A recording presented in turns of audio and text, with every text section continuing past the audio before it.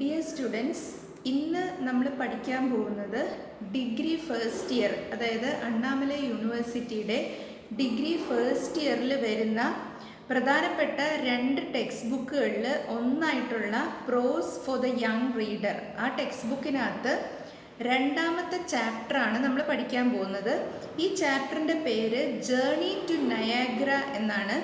അപ്പോൾ ഈ ചാപ്റ്റർ എഴുതിയിരിക്കുന്നത് വളരെ പോപ്പുലർ ആയിട്ടുള്ള ഇംഗ്ലീഷ് റൈറ്റർ ചാൾസ് ഡിക്കൻസ് ആണ്.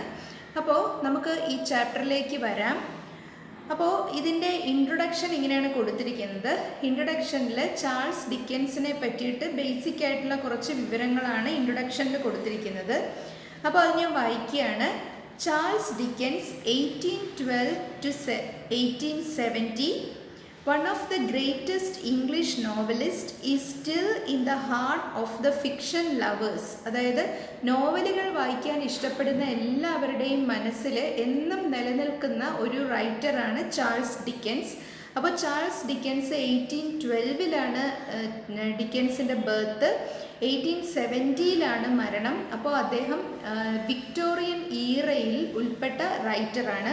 വിക്ടോറിയൻ ഈറ എന്ന് പറയുന്നത് 1837 ക്വീൻ വിക്ടോറിയ ഇംഗ്ലണ്ട് ഭരിക്കാൻ തുടങ്ങിയ കാലഘട്ടമാണ് വിക്ടോറിയൻ ഈറ എന്ന് പറയുന്നത്.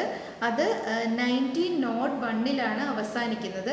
അപ്പോൾ ഈ വിവിധ കാലഘട്ടങ്ങളെ പറ്റിയിട്ട് BA ഇംഗ്ലീഷ് ലിറ്ററേച്ചർ മെയിനായിട്ട് എടുത്ത് പഠിക്കുന്ന സ്റ്റുഡൻസിനാണ് കൂടുതൽ ആവശ്യമായിട്ട് വരുന്നത്. അപ്പോൾ അടുത്ത sentence, he made a trip to the US in 1842 and again in 1867. അപ്പോൾ ഇംഗ്ലണ്ടിൽ നിന്നും അമേരിക്കയിലേക്ക് അദ്ദേഹം 2 തവണ യാത്ര പോയിട്ടുണ്ട്. ഒന്ന് 1842 മറ്റത് 1867 where his works were greatly admired. അപ്പോൾ അമേരിക്കയിൽ അദ്ദേഹത്തിൻ്റെ ബുക്കുകൾക്ക് വളരെയധികം പോപ്പുലാരിറ്റി കിട്ടിയിട്ടുണ്ടായിരുന്നു.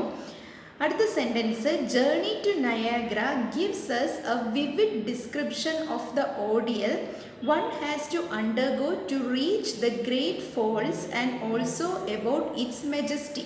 അപ്പോൾ അദ്ദേഹം നയാഗ്ര വെള്ളച്ചാട്ടം കാണാൻ പോകുന്ന സമയത്ത് ആ യാത്ര, അതായത് ആ നയാഗ്ര വാട്ടർഫോൾസ് വരെയുള്ള യാത്ര എന്ന് പറഞ്ഞാൽ വളരെ ദുഷ്കരമായിരുന്നു. അപ്പോൾ അത് ഇന്നത്തെ കാലഘട്ടമല്ല, വളരെ പഴയ കാലഘട്ടമാണ്. അപ്പോൾ അന്ന് ആ സമയത്ത് എയ്റോപ്ലെയിൻ അങ്ങനെ ഒന്നും ഇല്ലായിരുന്നു. അപ്പോൾ അതുകൊണ്ട് വളരെ കഷ്ടത അനുഭവിച്ചാണ് അവർ നയാഗ്ര വെള്ളച്ചാട്ടം കാണാൻ പോയത്. അപ്പോൾ ആ ഒരു യാത്ര, description of the ODL, ORDEAL, ODL എന്ന് പറഞ്ഞാൽ നമുക്ക് മലയാളത്തിൽ അഗ്നിപരീക്ഷ എന്നൊക്കെ പറയാവുന്ന ഒരു വേർഡാണ് ഓഡിയൽ. അതായത് വളരെ കഷ്ടപ്പാട് നിറഞ്ഞ ഒരു അനുഭവം എന്നാണ് ഓഡിയൽ എന്ന വാക്കിൻ്റെ അർത്ഥം. അപ്പോൾ നയാഗ്ര ഫോൾസ് വരെ എത്തുമ്പോൾ ഒരാൾ അന്നത്തെ കാലത്ത് അനുഭവിച്ച ആ ഒരു ബുദ്ധിമുട്ടുകളെ പറ്റിയിട്ടാണ് ഈ ഒരു ചാപ്റ്ററിൽ നമ്മൾ വായിക്കാൻ പോകുന്നത്. അടുത്തത് ഇതിൻ്റെ കോണ്ടന്റിലേക്ക് പോവുകയാണ്. Charles Dickens and his party with high spirits started to Sandusky at 6:30 AM. അപ്പോൾ രാവിലെ 6:30 നമ്മുടെ ചാൾസ് ഡിക്കൻസും അദ്ദേഹത്തിൻ്റെ സുഹൃത്തുക്കളും ആൻഡ് ദ പാർട്ടി, ഒപ്പമുള്ള ആൾക്കാരും സാൻഡസ്കി എന്ന് പറയുന്ന സ്ഥലത്തേക്ക് യാത്ര തുടങ്ങുകയാണ്. It was a rough journey. It didn't seem so because of the extra arrangements. അപ്പോൾ ഈ ജേർണി, അതായത് ഈ യാത്ര വളരെ റഫാണ്, അതായത് വളരെ ദുഷ്കരമായിരുന്നു. പക്ഷേ അറേഞ്ച്മെൻറ്റ്സ് ഒക്കെ വളരെ നല്ല അറേഞ്ച്മെൻറ്റ്സ് ആയിരുന്നു. അതുകൊണ്ട് തന്നെ ആ ജേർണിയുടെ ഒരു കഷ്ടപ്പാട് അത്രയധികം തോന്നിയില്ല എന്നാണ് ഡിക്കൻസ് പറയുന്നത്. An ordinary 4-horse stage coach had been arranged for them. അപ്പോൾ 4 കുതിരകളെ കെട്ടിയ ഒരു കുതിരവണ്ടിയാണ് അവർക്ക് വേണ്ടി അറേഞ്ച് ചെയ്യപ്പെട്ടിരുന്നത്. No stranger was allowed in. അപ്പോൾ അവരുടെ കൂട്ടത്തിൽ സ്ട്രേഞ്ചേഴ്സ് ഒന്നും ഇല്ലായിരുന്നു. ഒക്കെ അവർക്ക് അറിയാവുന്ന ഫ്രണ്ട്സൊക്കെ തന്നെയായിരുന്നു.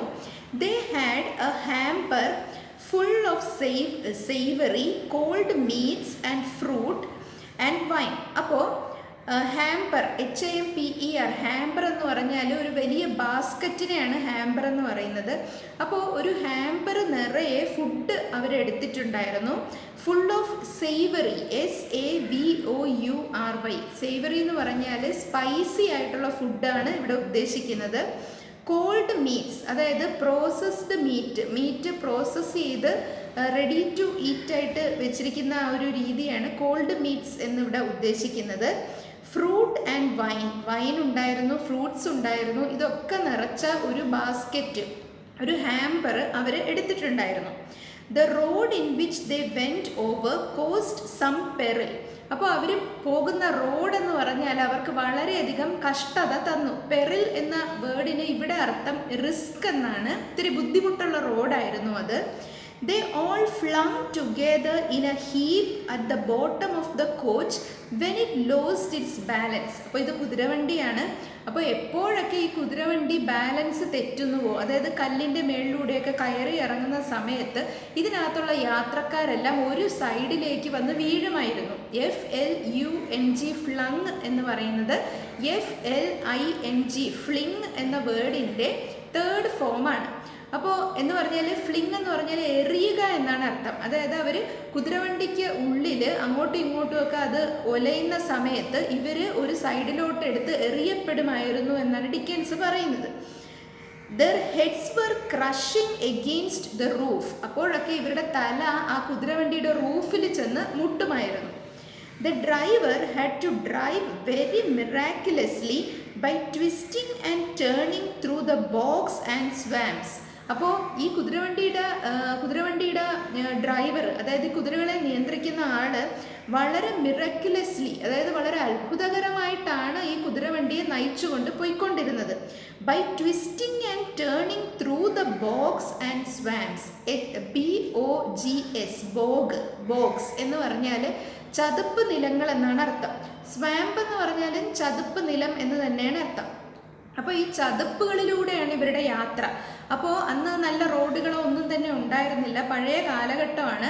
അപ്പോൾ ഈ ചതുപ്പുകളിലൊന്നും കുതിരവണ്ടി പൊതഞ്ഞു പോകാതിരിക്കാനായിട്ട് ഈ കുതിരവണ്ടിയുടെ നിയന്ത്രിക്കുന്ന ആൾ കുതിരവണ്ടിയെ അങ്ങോട്ടും ഇങ്ങോട്ടും ഒക്കെ വെട്ടിച്ചാണ് കൊണ്ടുപോകുന്നത്. അടുത്ത paragraph. It was a corduroy road made by throwing trunks of trees into a marsh and leaving them to settle there. അപ്പോൾ ഈ പോകുന്ന വഴി ഒരു കോർട്രോയ് വഴി ആയിരുന്നു എന്നാണ് ഡിക്കൻസ് പറയുന്നത്. അപ്പോൾ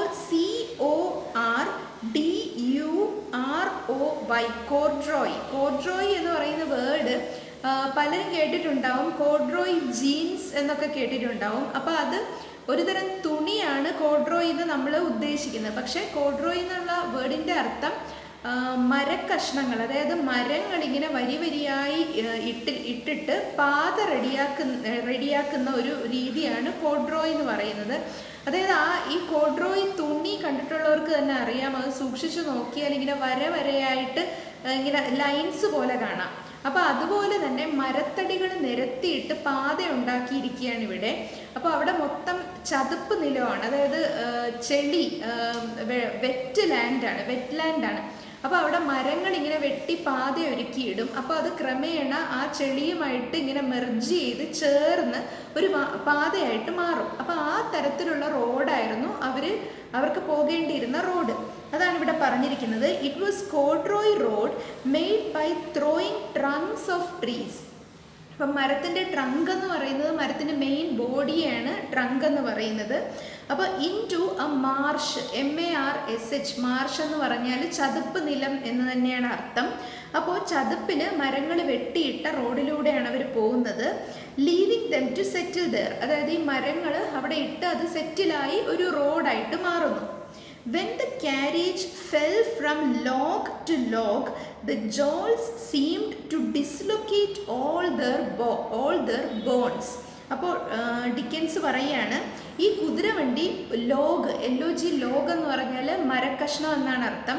അപ്പോൾ ഒരു മരക്കഷ്ണത്തിൽ നിന്നും മറ്റൊരു മരക്കഷ്ണത്തിലേക്ക് ഇങ്ങനെ ചാടി പോകുന്ന സമയത്ത് ദ ജോൾസ്, JOLTS, ജോൾട്ട് എന്ന് പറഞ്ഞാൽ തെന്നുക, തെറിക്കുക എന്നൊക്കെയാണ് അർത്ഥം. അപ്പോൾ ഇവരിങ്ങനെ ഞെട്ടിത്തെറിക്കുന്നുണ്ടായിരുന്നു. The jolts seemed to dislocate all their bones. അപ്പോൾ ആ സമയത്ത് ഇവരുടെ എല്ലുകളൊക്കെ അതിൻ്റെ ലൊക്കേഷൻ മാറിപ്പോകുന്നത് പോലെ ഇവർക്ക് തോന്നുമായിരുന്നു. അതായത് എല്ലുകളൊക്കെ സ്ഥാനം തെറ്റുന്ന രീതിയിലാണ് ഇവർ അതിനകത്തിരുന്ന് അങ്ങോട്ടും ഇങ്ങോട്ടും ആടിക്കൊണ്ടിരുന്നത്, അല്ലെങ്കിൽ തെറിപ്പിച്ചു കൊണ്ടിരുന്നത്. അടുത്ത സെൻറ്റൻസ്.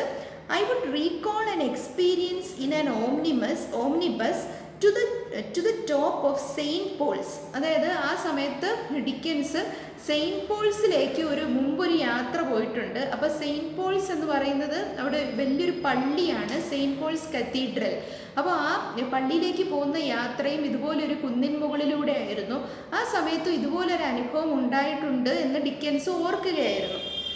അടുത്ത sentence, In spite of this, it was a fine day and the temperature was delicious. അപ്പോൾ ഇങ്ങനെയൊക്കെയാണ് യാത്രയെങ്കിലും ആ ദിവസം വളരെ മനോഹരമായിട്ടുള്ള ഒരു ദിവസമായിരുന്നു. And the temperature was delicious. അതായത് ആ ടെമ്പറേച്ചർ, ആ ഒരു താപനിലയൊക്കെ വളരെ സുഖകരമായിട്ടുള്ള താപനിലയായിരുന്നു. അടുത്ത sentence, Towards the middle of the day, they alighted in a pleasant wood and dined on a fallen tree. അപ്പോൾ ഉച്ചയാവുന്ന സമയത്ത് അവർ നല്ല ഒരു പ്ലസൻറ്റ്, അതായത് കണ്ടാൽ വളരെ സുഖകരമായിട്ടുള്ള ഒരു വുഡ്, ഇവിടെ വുഡ് എന്ന് ഉദ്ദേശിച്ചത് ഒരു ചെറു കാടിനെയാണ്. ചെറിയൊരു കാട് പിടിച്ച ഒരു പ്രദേശത്ത്, മരങ്ങളൊക്കെ നിറഞ്ഞ ഭംഗിയുള്ളൊരു പ്രദേശത്ത് അവർ ഇറങ്ങി. ALIGHTED, അലൈറ്റഡ് എന്ന് പറഞ്ഞാൽ ഇറങ്ങി, ഒരു വണ്ടിയിൽ നിന്ന് ഇറങ്ങുന്നതിനെയാണ് അലൈറ്റ് എന്ന് പറയുന്നത്. അപ്പോൾ അവരവിടെ ഇറങ്ങിയിട്ട് അവർ ഫുഡ് കഴിച്ചു. And dined on a fallen tree. അപ്പോൾ വീണ് കിടക്കുന്ന ഒരു മരത്തിൻ്റെ പുറത്തിരുന്ന് അവർ ഫുഡൊക്കെ കഴിച്ചു. Leaving their best fragment with a cottage they began to move forward. അപ്പോൾ ആ മനോഹരമായ കോട്ടേജ്, അതായത് ഇവിടെ ആ ചെറിയൊരു കാടിനെ ഡിക്കൻസ് ഒരു നല്ല കോട്ടേജ് ആയിരുന്നു എന്ന് പറഞ്ഞിരിക്കുകയാണ്. അപ്പോൾ ആ മനോഹരമായ ആ ഒരു പ്രദേശം ഉപേക്ഷിച്ച് അവർ വീണ്ടും യാത്ര തുടങ്ങി കുതിരവണ്ടിയിൽ. അടുത്ത paragraph, As the night came, the track became narrower and the driver could find his way by instinct only. അപ്പോൾ രാത്രിയാവുകയാണ്. അപ്പോൾ രാത്രിയാവും തോറും വഴി നാരോ ആയി മാറിക്കൊണ്ടിരിക്കുകയാണ്, അതായത് വഴി ഇടുങ്ങി വരികയാണ്.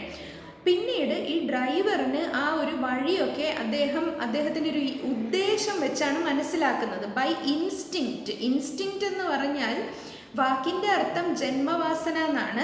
പക്ഷെ ഇവിടെ ഉദ്ദേശിക്കുന്നത് ഒരു ഉദ്ദേശം വെച്ചാണ് പിന്നീട് അദ്ദേഹം കുതിരകളെ നയിച്ചുകൊണ്ട് പോയിരുന്നത്. So there was no possibility for his falling asleep. അപ്പോൾ ഡ്രൈവർ ഒരിക്കലും പോവില്ല എന്നാണ് ഡിക്കൻസ് പറയുന്നത്. കാരണം വളരെ ശ്രദ്ധയോടെ ഇരിക്കേണ്ട സമയമാണ്, കാരണം ഇരുട്ടാണ്, മുന്നിൽ എന്താണെന്ന് അറിയില്ല.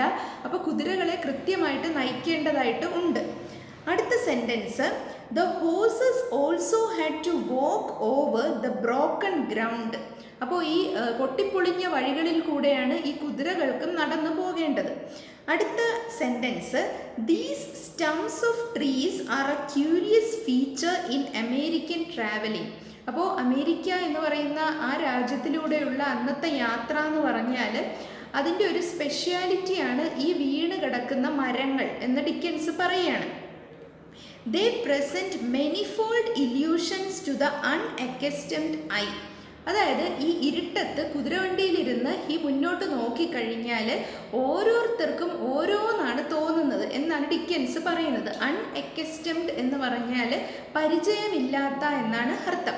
അപ്പോൾ ഈ പരിചയമില്ലാത്ത കണ്ണ് ഇവിടെ അങ്ങനെ ഉദ്ദേശിച്ചിരിക്കുന്നത് ഈ സ്ഥലം കണ്ടു കഴിഞ്ഞാൽ ഓരോരുത്തർക്കും അവരവരുടെ ഇമാജിനേഷൻ അനുസരിച്ച് പലതും തോന്നും. ഇല്യൂഷൻ എന്ന് പറഞ്ഞാൽ ഇല്ലാത്തത് കാണുക എന്നാണ് അർത്ഥം, ഇല്യൂഷൻ എന്ന് പറഞ്ഞാൽ. അടുത്ത sentence, to some it may be a Grecian urn erected in the centre of a lonely field. ചിലർക്ക് ആ മരക്കുറ്റികളാണ് ഇവിടെ കാണുന്നത്. സ്റ്റംപ് എന്ന് പറയുമ്പോൾ STUMP, സ്റ്റംപ് എന്നിവിടെ ഉദ്ദേശിക്കുന്നത് മരം വെട്ടിക്കഴിഞ്ഞ് അവിടെ ബാക്കി നിൽക്കുന്ന മരത്തിൻ്റെ ഭാഗമാണ് സ്റ്റംപ്. അപ്പോൾ ഈ സ്റ്റമ്പുകൾ അവിടെ ധാരാളമായിട്ടുണ്ട്. അപ്പോൾ ഈ സ്റ്റമ്പുകൾ കാണുമ്പോൾ ഈ പാതി ഇരുട്ടിൽ ചിലർക്ക് അത് ഗ്രീഷ്യൻ ഏൺ ആയിട്ടാണ് തോന്നുന്നത്. URN ഏൺ എന്ന് പറഞ്ഞാൽ ഈ ചിതാഭസ്മം സൂക്ഷിക്കുന്ന മൺകുടത്തിനെയാണ് ഏൺ എന്ന് പറയുന്നത്. അപ്പോൾ ഇവിടെ ഗ്രീഷ്യൻ ഏൺ എന്ന് പറഞ്ഞിരിക്കുന്നത് ഇംഗ്ലീഷിൽ വളരെ ഫേമസ് ആയിട്ടുള്ള ഒരു പോമുണ്ട്, ഒരു കവിതയുണ്ട്, odd to the Grecian earn എന്ന് പറയുന്ന ഒരു പോം. ജോൺ കീറ്റ്സ് ആണ് ആ പോം എഴുതിയിരിക്കുന്നത്. അപ്പോൾ അതായത് ഈ ഗ്രീക്ക് പുരാവസ്തുക്കൾ കാണാൻ പോയപ്പോൾ കീറ്റ്സിന് അതിൽ ഈ മനോഹരമായിട്ടുള്ള ഒരു മൺകുടം, അതായത് ചിതാഭസ്മം സൂക്ഷിക്കുന്ന ഒരു മൺകുടം. അപ്പോൾ ഗ്രീഷ്യൻ ഏണിൻ്റെ പ്രത്യേകത എന്ന് പറയുന്നത് ആ മൺകുടത്തിൻ്റെ ചുറ്റിനും വളരെ മനോഹരമായിട്ടുള്ള ഡിസൈനുകൾ കൊത്തിയിട്ടുണ്ടാവും. അപ്പോൾ അങ്ങനെ മനോഹരമായിട്ടുള്ള ഒരു ഗ്രീഷ്യൻ ഏൺ കണ്ടപ്പോൾ കീറ്റ്സിന് അതിനെപ്പറ്റി എഴുതിയ ഒരു കവിതയാണ് odd to the Grecian earn. അപ്പോൾ ഇവിടെ പറഞ്ഞിരിക്കുന്നത് ചിലർക്കൊക്കെ ഈ മരക്കുറ്റി കാണുമ്പോൾ അതൊരു ഗ്രീഷ്യൻ ഏൺ ആണെന്ന് തോന്നും. അതായത് ഒരു ചിതാഭസ്മം സൂക്ഷിക്കുന്ന മനോഹരമായിട്ടുള്ള ഒരു മൺകുടമാണോ ആയിരിക്കുന്നത് എന്ന് തോന്നും. എന്നാൽ ചിലർക്ക് erected in the centre of a lonely field, അതായത് ആരുമില്ലാത്ത ഒരു പ്രദേശത്ത് ഇരിക്കുന്ന ഒരു മൺകുടമായിട്ട് ചിലർക്ക് തോന്നും. പിന്നെ to some it may be a woman weeping at a tomb. ചിലർക്കാണെങ്കിൽ ആ മരക്കുറ്റി ഇരുട്ടത്ത് കാണുമ്പോൾ ശവക്കല്ലറയുടെ അടുത്തിരുന്ന് കരയുന്ന ഒരു സ്ത്രീയെ പോലെ തോന്നും. TOMB, ടൂം എന്ന് പറഞ്ഞാൽ ശവക്കല്ലറ എന്നാണ് അർത്ഥം. To a few it may be a student poring on a book. ചിലർക്കാണെങ്കിലോ ഈ മരക്കുറ്റി കാണുമ്പോൾ ബുക്ക് വായിച്ചുകൊണ്ടിരിക്കുന്ന സ്റ്റുഡൻറ്റിനെ പോലെയാണ് തോന്നുന്നത്. അടുത്ത sentence, Dickens recognised in them counter parts or figures from children's books. അപ്പോൾ ഡിക്കൻസിന് എന്താണ് ഇത് കണ്ടപ്പോൾ തോന്നിയത്? അതായത് ധാരാളം മരക്കുറ്റികൾ ഇങ്ങനെ മരങ്ങൾ മുറിച്ചതിൻ്റെ ബാക്കി ഭാഗം ഇങ്ങനെ മുന്നിൽ കാണുകയാണ്. അപ്പോൾ ഡിക്കൻസിന് തോന്നിയത് ഡിക്കൻസ് പണ്ട് വായിച്ച കുട്ടിക്കഥകളിലുള്ള എതിരാളികൾ, കൗണ്ടർ പാർട്സ് എന്ന് പറഞ്ഞാൽ എതിരാളികൾ, അതായത് ആ കഥകളിലൊക്കെയുള്ള ശത്രുക്കൾ ഇങ്ങനെ വരുന്ന പോലെയാണ് ഡിക്കൻസിന് ഈ മരക്കുറ്റികൾ കണ്ടപ്പോൾ തോന്നിയത്. അടുത്ത paragraph, it was dark, the trees were so close and the dry branches rattled against the coach on either side. അപ്പോൾ വളരെ ഇരുട്ട് കൂടിക്കൂടി വരികയാണ്. അപ്പോൾ ഇവർ പോകുന്ന വഴിയിൽ രണ്ട് സൈഡിലും മരങ്ങൾ വളരെ ചേർന്നാണ് നിൽക്കുന്നത്. അതുകൊണ്ട് തന്നെ ഈ കുതിരവണ്ടിയുടെ സൈഡിൽ ഇതിൻ്റെ ബ്രാഞ്ചസ്, മരങ്ങളുടെ ചില്ലകൾ വന്നിങ്ങനെ തട്ടുന്നുണ്ടായിരുന്നു. അപ്പോൾ അതിൻ്റെ ഒരു റാറ്റ്ലിംഗ് സൗണ്ട്, റാറ്റിൽ എന്ന് പറഞ്ഞാൽ കിലുക്ക് എന്നാണ് അർത്ഥം. ആ ഒരു കിലുങ്ങുന്ന ശബ്ദം ഇങ്ങനെ കേട്ടുകൊണ്ടിരിക്കുകയാണ്. അടുത്ത സെൻറ്റൻസ്, ആൻഡ് ആ സെൻറ്റൻസിൻ്റെ ബാക്കി, and so they had to keep their heads within. അതായത് തല പുറത്തോട്ടിട്ട് കഴിഞ്ഞാൽ മരച്ചില്ലകൾ വന്ന് തലയിൽ മുട്ടും. അതുകൊണ്ട് തന്നെ അവർ തലയൊക്കെ സൂക്ഷിച്ച് അകത്ത് വെച്ചാണ് ഇരിക്കുന്നത്. Strange thundering to terrified them. അപ്പോൾ ആ സമയത്ത് ഇടിമുഴക്കവും കേൾക്കുന്നുണ്ട്. അപ്പോൾ അത് കേട്ടപ്പോൾ അവർക്ക് ഭയമൊക്കെ തോന്നുന്നുണ്ട്. അടുത്ത sentence, by 10:30 PM they reached Upper Sandusky. അപ്പോൾ രാത്രി 10:30 ആയപ്പോൾ അവർ സാൻഡസ്കിയുടെ മുകൾ ഭാഗത്ത് എത്തി. സാൻഡസ്കി എന്ന് പറയുന്നത് ഒരു സിറ്റിയാണ്. അപ്പോൾ ഈ സിറ്റി ഇൻഡിയാന എന്ന് പറയുന്ന സ്ഥലത്താണ് ഉള്ളത്. അപ്പോൾ അവർ നയാഗ്ര ഫോൾസിലേക്ക് അടുത്തുകൊണ്ടിരിക്കുകയാണ്. അപ്പോൾ ഈ സാൻഡസ്കിയുടെ പ്രത്യേകത എന്ന് പറയുന്നത് അതൊരു ഇന്ത്യൻ വില്ലേജും കൂടിയാണ്. അപ്പോൾ ഇന്ത്യൻ വില്ലേജ് എന്ന് പറഞ്ഞാൽ അവിടെ ഇന്ത്യക്കാരുണ്ടെന്നല്ല അർത്ഥം. അതായത് പണ്ട് കൊളംബസ് അമേരിക്ക കണ്ടെത്തുന്ന സമയത്ത് അവിടെ ഉണ്ടായിരുന്ന ഇൻഡിജീനസ് ആൾക്കാരുണ്ട്, അതായത് അമേരിക്കയിൽ ഉണ്ടായിരുന്ന ഒരു ട്രൈബൽ വർഗം. അപ്പോൾ അവരെ കൊളംബസ് ഇന്ത്യക്കാരാണെന്നാണ് ധരിച്ചത്. അതായത് കൊളംബസ് ഇന്ത്യ കണ്ടുപിടിക്കാനായിട്ടാണ് ഇന്ത്യയിലേക്കൊരു വഴി കണ്ടുപിടിക്കാൻ പുറപ്പെടുമ്പോഴാണ് ദിശ തെറ്റി അമേരിക്കൻ ഭൂഖണ്ഡത്തിൽ എത്തുന്നത്. അപ്പോൾ അവിടുത്തെ ട്രൈബൽ വർഗം, അവിടുത്തെ ട്രൈബ്സിനെ കണ്ടപ്പോൾ അദ്ദേഹം വിചാരിച്ചത് ഇന്ത്യക്കാരാണെന്നാണ്. അപ്പോൾ അങ്ങനെയാണ് അവരെ റെഡ് ഇന്ത്യൻസ് എന്ന പേര് കൊടുത്ത് വിളിച്ചത്. അല്ലാതെ അവർക്ക് ഇന്ത്യക്കാരുമായിട്ട് ഒരു കണക്ഷനും ഇല്ല.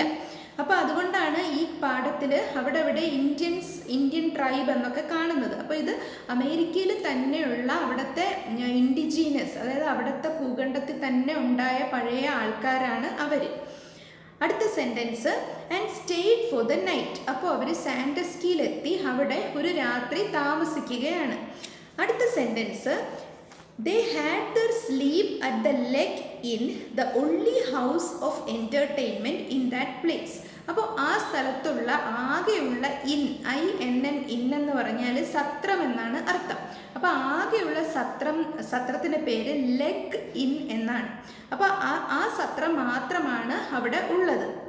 അപ്പോൾ അവിടെയാണ് അവർ അന്ന് രാത്രി തങ്ങാൻ പോകുന്നത്. അടുത്ത paragraph, the bed chamber allotted to Dickens and his wife wore a ഗോസ്ലി ലുക്ക്. അപ്പോൾ ചാൾസ് ഡിക്കൻസിനും അദ്ദേഹത്തിൻ്റെ വൈഫിനും വേണ്ടിയിട്ട് തയ്യാറാക്കിയിരുന്ന ആ ഒരു ബെഡ്റൂം എന്ന് പറഞ്ഞാൽ അത് കണ്ടു കഴിഞ്ഞാൽ ഒരു പ്രേത ലുക്കാണ് ഡിക്കൻസിന് തോന്നിയത്, ഗോസ്ലി look. His Boston friend climbed up somewhere in the roof where another was already snoring. അപ്പോൾ ഡിക്കൻസിൻ്റെ ഒപ്പമുള്ള ബോസ്റ്റണിൽ നിന്നുള്ള ഒരു ഫ്രണ്ടുണ്ട് അദ്ദേഹത്തിന്. അപ്പോൾ ഈ ബോസ്റ്റണിൽ നിന്നുള്ള ഫ്രണ്ട് ഉറങ്ങാൻ വേണ്ടിയിട്ട് ഒരു സ്ഥലം അന്വേഷിച്ച് റൂഫിൽ എവിടെയോ കയറിപ്പോയി എന്നാണ് ഡിക്കൻസ് പറയുന്നത്. അപ്പോൾ ആ റൂഫിൽ ഓൾറെഡി തന്നെ മറ്റാരോ കിടന്ന് കൂർക്കം വലിച്ച് ഉറങ്ങുന്നുണ്ടായിരുന്നു. സ്നോറിങ് എന്ന് പറഞ്ഞാൽ കൂർക്കം വലിക്കുക എന്നാണ് അർത്ഥം. അടുത്ത sentence, so he fled for shelter to the coach. അപ്പോൾ ആ മനുഷ്യന് അവിടെ കിടന്ന് ഉറങ്ങാൻ സാധിച്ചില്ല. അപ്പം ആ ബോസ്റ്റൺ ഫ്രണ്ട് എന്താണ് ചെയ്തത്, ആ കുതിരവണ്ടിയിലേക്ക് തിരിച്ചു കയറി പോയി. The pigs began to stare at it as though it were a coach with meat inside and lay there shivering till morning. അപ്പോൾ എന്താ പറ്റിയത്, ഈ കുതിരവണ്ടി പുറത്ത് കിടക്കുകയാണല്ലോ, അപ്പോൾ അതിന് ചുറ്റും ചില പിഗുകൾ, കാടാണല്ലോ അവിടെയൊക്കെ, അപ്പോൾ കുറേ പന്നികൾ വന്ന് നിപ്പുണ്ടായിരുന്നു. അപ്പോൾ ഈ പന്നികൾ ഈ കോച്ചിലേക്ക് തന്നെ തുറിച്ചു നോക്കിക്കൊണ്ടിരിക്കാൻ തുടങ്ങി. കാരണം അവർക്ക് തോന്നിയത് അതിൻ്റെ ഉള്ളിൽ മീറ്റ് ഇരിപ്പുണ്ട് എന്ന് വിചാരിച്ച് നോക്കുന്നത് പോലെ ഈ പിഗുകൾ ആ കോച്ചിൽ തന്നെ സൂക്ഷിച്ചു നോക്കിക്കൊണ്ട് നിന്നു. എന്നിട്ട് ആ മനുഷ്യന്, അതായത് ബോസ്റ്റൺ ഫ്രണ്ടിന്, ആ കോച്ചിൻ്റെ ഉള്ളിൽ രാവിലെ വരെ തണുപ്പും സഹിച്ച്, ഷിവറിങ് എന്ന് പറഞ്ഞാൽ വിറയ്ക്കുക, തണുപ്പ് സഹിച്ച് വിറച്ച് കഴിച്ചു കൂട്ടേണ്ടി വന്നു. അടുത്ത sentence, he couldn't even warm himself by means of a glass of brandy. അപ്പോൾ തണുപ്പ് മാറ്റാനായി ഒരു ഗ്ലാസ് ബ്രാൻഡി പോലും കിട്ടാത്ത ഒരവസ്ഥയായിരുന്നു അദ്ദേഹത്തിന് എന്നാണ് ചാൾസ് ഡിക്കൻസ് പറയുന്നത്. അടുത്ത paragraph, it was settlement of Wyandot Indians. Wyandot Indians എന്ന് ഇവിടെ ഉദ്ദേശിക്കുന്നത് ആ ഒരു ഇൻഡിജീനസ് ട്രൈബിനെയാണ്, അതായത് അവിടെ തന്നെ ഉള്ള റെഡ് ഇന്ത്യൻസ്, ആ ഗ്രൂപ്പിനെയാണ് വയാൻഡോട്ട് എന്ന് ഉദ്ദേശിക്കുന്നത്. അപ്പോൾ ഈ പ്രദേശം എന്ന് പറഞ്ഞാൽ ഈ റെഡ് ഇന്ത്യൻസിൻ്റെ ഒരു പ്രദേശമായിരുന്നു. During the breakfast, a mild old gentleman, a former employee of the US government who had conducted negotiations with the Indians, narrated Dickens the moving account of their strong attachment to the familiar scenes. അപ്പോൾ അദ്ദേഹം പറയുകയാണ്, ആ സമയത്താണ്, breakfast കഴിക്കുന്ന സമയത്ത് അദ്ദേഹം ഒരു ജെന്റിൽമാനെ പരിചയപ്പെടുന്നു. ഇത്തിരി മധ്യവയസ്കനായ ഒരു ജെന്റിൽമാനെ പരിചയപ്പെടുന്നു. ഈ ജെന്റിൽമാൻ ആരാണ്? A former employee of the US government. US ഗവൺമെൻറ്റിൻ്റെ ഒരു പഴയകാല എംപ്ലോയിയാണ്. അപ്പോൾ അദ്ദേഹത്തിൻ്റെ അന്നത്തെ ജോലി എന്ന് പറയുന്നത് ഈ റെഡ് ഇന്ത്യൻസ്, അതായത് അവിടുത്തെ തന്നെ ട്രൈബ്സ്, അവിടുത്തെ തന്നെ ആൾക്കാരുമായിട്ട്, ഇന്ത്യൻസ് എന്ന് ഉദ്ദേശിക്കുന്ന അവിടുത്തെ തന്നെ ആൾക്കാരുമായിട്ട് ചില നെഗോഷിയേഷൻസ് നടത്തുക എന്നുള്ളതായിരുന്നു. അതായത് ആ സ്ഥലം ഭാഗിച്ചു കൊടുക്കുന്നതിനെ പറ്റി പൊളിറ്റിക്കലായിട്ട് ചില ഇഷ്യൂസൊക്കെ അന്നുണ്ടായിരുന്നു. അപ്പോൾ അതിനെപ്പറ്റി നെഗോഷിയേഷൻസ് അതായത് ഈ വിലപേശലും കാര്യങ്ങളും ഒക്കെ നടത്തേണ്ട ജോലിയായിരുന്നു ഈ ഒരു മധ്യവയസ്കനും ഉണ്ടായിരുന്നത്. അപ്പോൾ അദ്ദേഹമായിട്ട് സംസാരിക്കുന്ന സമയത്ത് അദ്ദേഹം എന്തൊക്കെയാണ് സംസാരിച്ചത്? The moving account of their strong attachment to the familiar scenes. അതായത് ആ പ്രദേശത്തു കൂടി വരുമ്പോൾ ആ പ്രദേശത്തിൻ്റെ ഡിസ്ക്രിപ്ഷനും ആ പ്രദേശത്തിൻ്റെ ചില പ്രത്യേകതകളെയൊക്കെ പറ്റി അദ്ദേഹം ഇവരോട് സംസാരിച്ചു എന്നാണ് ഡിക്കൻസ് പറഞ്ഞിരിക്കുന്നത്. അടുത്ത sentence, Dickens and his party met the poor Indian riding on shaggy ponies. അപ്പോൾ അദ്ദേഹം അവിടുത്തെ തന്നെ ഇന്ത്യൻസ് ഈ ഷാഗി എന്ന് പറഞ്ഞാൽ ധാരാളം രോമം വളർന്നു കിടക്കുന്ന ചെറിയ ചെറിയ കുതിരകൾ, അപ്പോൾ ഈ ഷാഗി പോണീസ് അതിൻ്റെ മുകളിൽ യാത്ര ചെയ്യുന്നത് കണ്ടു. അടുത്ത sentence, to them they resembled the meaner sort of gypsies wandering and restless.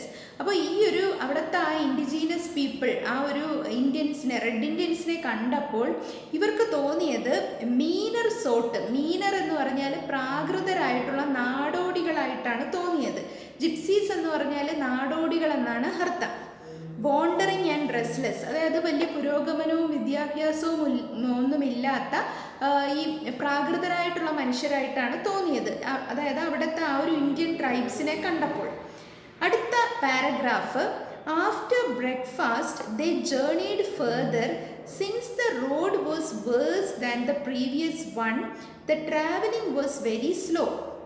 അപ്പോൾ പിറ്റേന്ന് രാവിലെ പ്രഭാത ഭക്ഷണം കഴിച്ചതിന് ശേഷം അവർ വീണ്ടും യാത്ര തുടർന്നു. അപ്പോൾ വഴി പിന്നെയും മോശമായി വരികയായിരുന്നു. അതുകൊണ്ട് തന്നെ അവരുടെ യാത്ര ഇത്തിരി സ്ലോ ആയിട്ടാണ് അവർ പോയത്. They arrived at Sandusky that evening and stayed in a hotel on the brink of Lake Erie. അപ്പോൾ ഇയറി എന്ന് പറയുന്ന തടാകത്തിൻ്റെ കരയിൽ സാൻഡസ്കി എന്ന് പറയുന്ന സ്ഥലത്ത് അവർ എത്തിച്ചേരുകയാണ്. അപ്പോൾ അവർ അന്ന് വൈകുന്നേരം അവിടുത്തെ ഒരു ഹോട്ടലിൽ തങ്ങി. അടുത്ത sentence, next day they started to Buffalo. അപ്പോൾ ബഫല്ലോ എന്ന് പറയുന്നത് അവിടുത്തെ ഒരു സിറ്റിയുടെ പേരാണ്. അപ്പോൾ അടുത്ത ദിവസം അവർ ബഫല്ലോ എന്ന് പറയുന്ന സിറ്റിയിലേക്ക് യാത്ര തിരിച്ചു. ഇനി അടുത്ത paragraph, their host was very attentive and anxious to make their stay comfortable. അപ്പോൾ അവിടെ എത്തിക്കഴിഞ്ഞപ്പോൾ അവരുടെ ഹോസ്റ്റ്, അതായത് ആതിഥേയൻ, വളരെ ആങ്ഷ്യസ് ആയിരുന്നു. അതായത് അവർക്ക് ഈ പാർട്ടിക്ക് ഒരു കുറവും വരരുത് എന്ന് വിചാരിച്ച് ഓടി നടന്ന് അവർക്ക് വേണ്ടി കാര്യങ്ങളൊക്കെ ചെയ്തു കൊടുക്കുന്ന ഒരു ഹോസ്റ്റാണ് അവിടെ ഉണ്ടായിരുന്നത്. അടുത്ത sentence, he was a handsome middle-aged man and came from New England to this town. അപ്പോൾ ഈ ഹോസ്റ്റ് എന്ന് പറയുന്നത് കാണാനൊക്കെ നല്ല ഭംഗിയുള്ള ഒരു മിഡിൽ ഏജ്ഡ് മാൻ ആയിരുന്നു. അപ്പോൾ അദ്ദേഹം ന്യൂ ഇംഗ്ലണ്ടിൽ നിന്നാണ് ഈ ഒരു സ്ഥലത്ത് ബഫല്ലോ എന്ന് പറയുന്ന ആ ഒരു ടൗണിൽ എത്തിച്ചേർന്നിരിക്കുന്നത്. അടുത്ത സെൻറ്റൻസ്, ദിസ് ടൗൺ ഇൻ സാൻഡസ്കി, സാൻഡസ്കിയിലെ ഈ സ്ഥലത്ത് എത്തിച്ചേർന്നിരിക്കുന്നത്. He was a very peculiar man, constantly walked in and out of the room with his hat and stopped to converse in the same free and easy state, lay down on the sofa, pulled his newspaper out of his pocket and read it at his ease. അപ്പോൾ ഈ മനുഷ്യനെ describe ചെയ്തിരിക്കുകയാണ്, ഈ മനുഷ്യൻ്റെ actions ഒക്കെ describe ചെയ്തിരിക്കുകയാണ്. എന്തൊക്കെയാണ് ആ മനുഷ്യൻ ചെയ്തുകൊണ്ടിരുന്നത്? ഹി വാസ് എ പെക്യൂലിയർ മാൻ, ഒരു പ്രത്യേക ക്യാരക്ടറായിരുന്നു അദ്ദേഹം. Constantly walked in and out, അതായത് എപ്പോഴും എന്തോ ധൃതിയുള്ളതുപോലെ റൂമിലേക്കും പുറത്തേക്കും ഒക്കെ ഇങ്ങനെ നടന്നുകൊണ്ടിരിക്കുകയാണ് ഈ ഹോസ്റ്റ്. പിന്നെ വിത്ത് ഹിസ് ഹാറ്റ്, ഒരു തൊപ്പി വെച്ചിട്ടുണ്ട്. ആൻഡ് സ്റ്റോപ്പ് ടു കോൺവേഴ്സ്, ഇടയ്ക്കിടയ്ക്ക് ഇവരെയൊക്കെ കാണുമ്പോൾ അദ്ദേഹം അവിടെ നിന്ന് ഇവരോടൊക്കെ സംസാരിക്കുന്നുണ്ട്. എങ്ങനെയാണ് സംസാരിക്കുന്നത്? ഫ്രീ ആൻഡ് ഈസി സ്റ്റേറ്റ്, അതായത് വളരെ ഫ്രീ ആയിട്ടും വളരെ പരിചയഭാവത്തോടും കൂടെയൊക്കെയാണ് സംസാരിക്കുന്നത്. ലേ ഡൗൺ ഓൺ ദ സോഫ, ഇടയ്ക്കിടയ്ക്ക് അദ്ദേഹം സോഫയിൽ ഇരുന്നിട്ട് പോക്കറ്റിൽ നിന്ന് ന്യൂസ് പേപ്പർ പുറത്തെടുത്ത് വായിക്കുകയും ചെയ്യുന്നുണ്ട്. അടുത്ത sentence, Dickens use to pick quarrel with him but he couldn't find fault with the funny old lady who waited upon them at meal here. അപ്പോൾ അവിടെ ഭക്ഷണം കൊടുക്കുന്ന സമയത്ത്, ഭക്ഷണം വിളമ്പി കൊടുക്കുന്ന സമയത്ത് അവിടെ ഒരു ഓൾഡ് ലേഡി ഉണ്ട്. അപ്പോൾ ആ ഓൾഡ് ലേഡിയെ ഡിക്കൻസ് ഇവിടെ ഡിസ്ക്രൈബ് ചെയ്തിരിക്കുന്നത് ഫണ്ണി എന്നാണ്. അതായത് അവരെന്തൊക്കെയോ ചെയ്യുന്നതൊന്നും ഡിക്കൻസിന് ഇഷ്ടപ്പെട്ടില്ല. അപ്പോൾ അതിൻ്റെ പേരിൽ ഡിക്കൻസ് ഈ ഹോസ്റ്റുമായിട്ട് 1-2 പ്രാവശ്യം വഴക്കിട്ടു എന്നാണ് ഡിക്കൻസ് പറയുന്നത്. പക്ഷേ ഈ ഹോസ്റ്റിന് ആ ലേഡിയിൽ ഒരു കുറ്റവും കാണാൻ സാധിച്ചില്ല. അടുത്ത sentence, here they had their dinner. അപ്പോൾ അവർ ആ സ്ഥലത്ത് നിന്നും ഡിന്നറൊക്കെ കഴിച്ചു. അതിനുശേഷം on Sunday a steam boat came and they left Sandusky. അപ്പോൾ ഞായറാഴ്ച ദിവസം ഒരു ആവി ബോട്ട്, സ്റ്റീം ബോട്ട് അവിടെ എത്തിച്ചേരുകയും അവർ സാൻഡസ്കി വിട്ട് യാത്രയാവുകയും ചെയ്തു.